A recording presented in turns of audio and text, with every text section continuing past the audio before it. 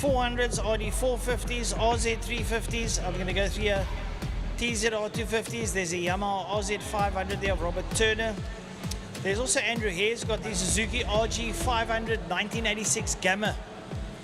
That is also something to behold. You'll hear those two strokes. They're first going to parade around once or twice, and then a couple of them will just squirt on the accelerators that you get an idea of what these two strokes used to sound like. And trust me, Byron, you standing here, it was nothing nicer than a whine of a two-stroke. Nothing.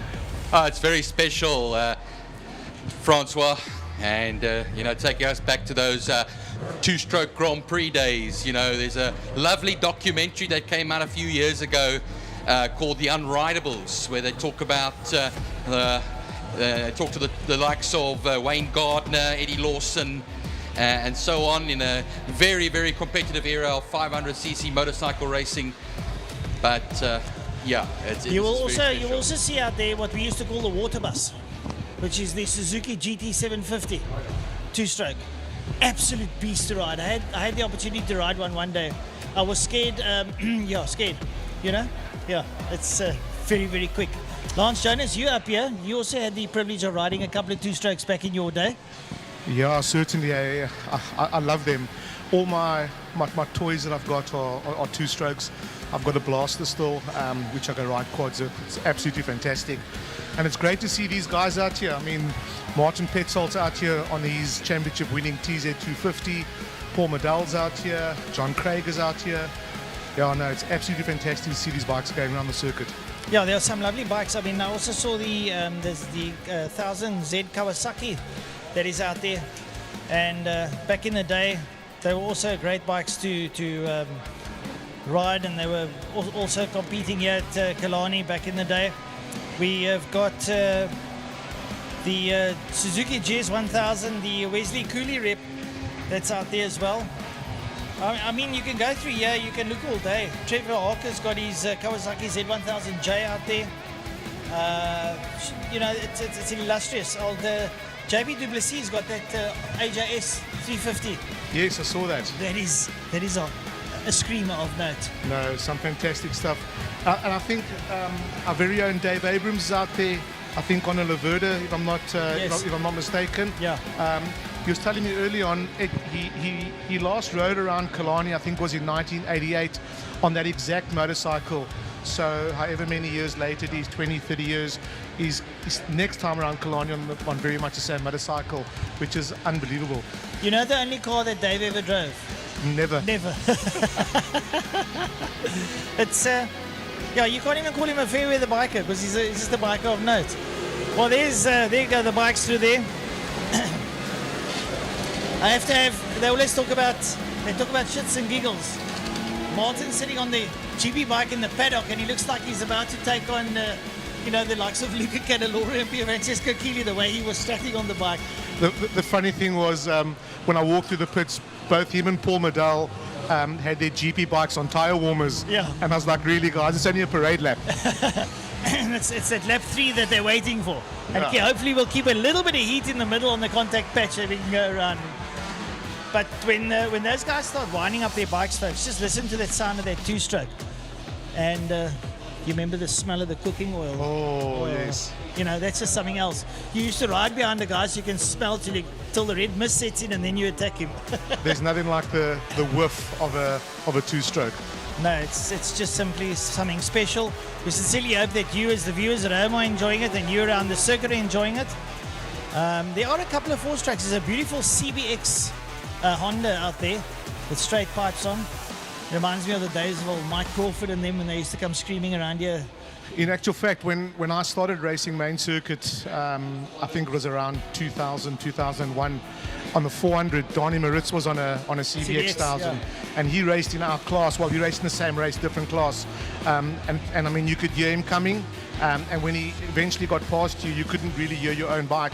You had to look at your rev counter to actually see where you were. got deaf. Yeah, no, it was Straight cut unbelievable. pipes. Yeah, no, very, very special. So we see there's a Kajiva out there as well. There's the Big 6 Honda that's out there. A lot of RD350s now. Those RD350s are becoming quite priceless items. TZR 250 out there as well. There's a couple of Suzuki GS 250s.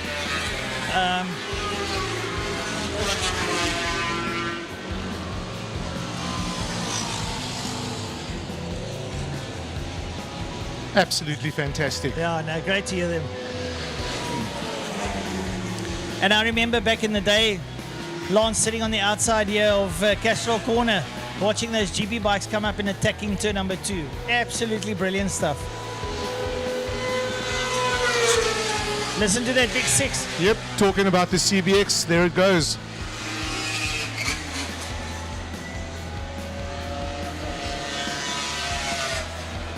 It's actually a pity that the guys don't make 2-strokes anymore, especially road bikes.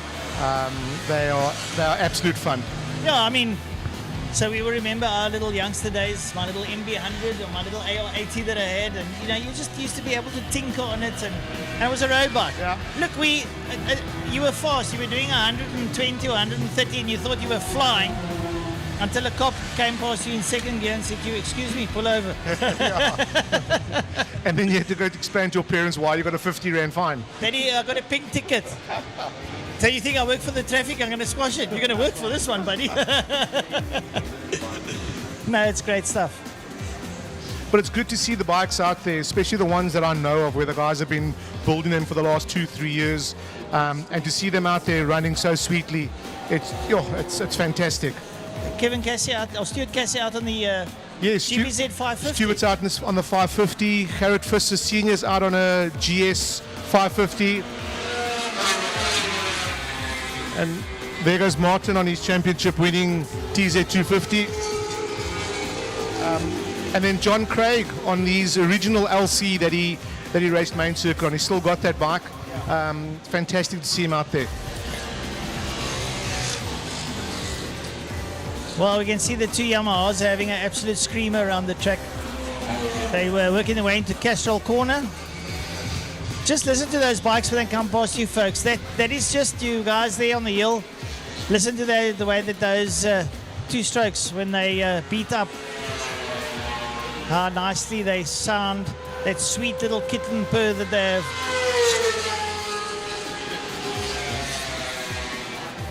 And back in the day, Lance will tell you, you would go 3 or 4 bikes into a corner, no one gives up, and we all rub shoulders and bang handlebars.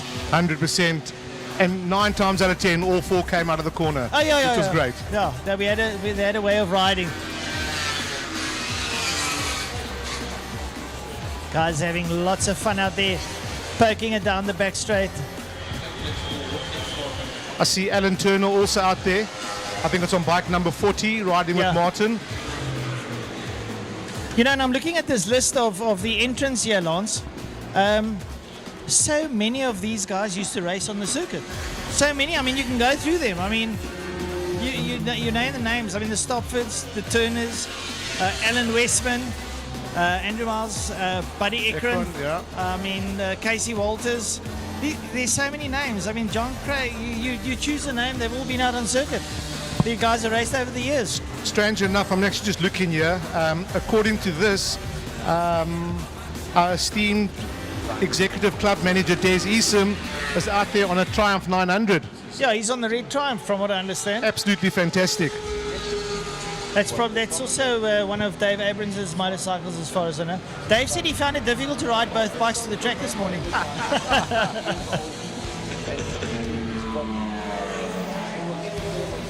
Stavro Michel out there on his RD400. That thing is absolutely beautiful. I saw it a couple of weeks ago. Yeah. The restoration on that is just absolutely first class. Yeah, he was battling to start it because he set the carbs too rich and he kept flooding it, but he eventually got it right. He got it started and it puffed and wheezed a bit and then fired up and sounded very, very, very, very nice. Well, going into Castrol now, Marty Petzold on his ace, having a bit of fun, rolling back the years. So nice to have everybody out here, all these renditions of motorcycles. And strangely enough, I mean, if you look at all the bikes here, massively dominated by Yamaha. Oh yeah, Yamaha's always been the bigger brand. I think I've seen, one Suzuki 2-stroke. I think other than Paul Medal on his RS 125, I haven't seen any other Honda Honda two strokes. So yeah, so obviously Yamaha's is the bike of choice when it comes to restoring a two stroke. I think the parts are a little bit more readily available in that essence. I remember Martin buying over some factory or something, and he got all those Yamaha parts which he sold off. I mean, they were whole motors basically. Yeah. The TZ that he's actually got now. You're showing me he's got a trommel full of parts, barrels, cranks, heads, clutches, carbs. So yeah, he got the full kit with the bike. Yeah, no, that's very nice. And it's nice to see guys riding it, not putting it up above the bar. Yeah. These things mustn't be put in garages and lounges and bars. They've got to bring them out, and I mean, hopefully West Palms Motor Club can have a few more of these during the year, where the guys can showcase these beautiful motorcycles. And I think what we must also do is at the car show, get them all out here. Oh, definitely. Yes. Let them be, sort of on show. It's not the car show, it's the motor show. The motor show, sorry, the motor show.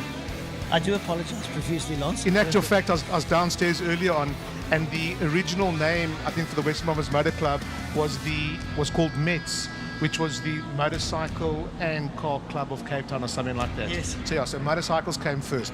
The guys need to understand that. Yeah, I'm with you on this one. Oh, great. Well, it's nice having Lance showing us up here. It's giving us a bit of insight, etc. And I think we're going to break for the luncheon interval. These guys will come out again later on just to give us another show of all their restored machinery. Lance, I can tell you what. I'm looking down in the pits. The guys are all rolling into the pits. Now you get that jelly feeling in your legs. I went out on my bike, and the chest and the feathers are all fluffed up. And they're going home. Now they're all going to get in the pits. And did you check me going into turn one? Did you see that? Yeah. The stories that will come out after a 2-lap parade race. It's So fantastic. Alan's getting off.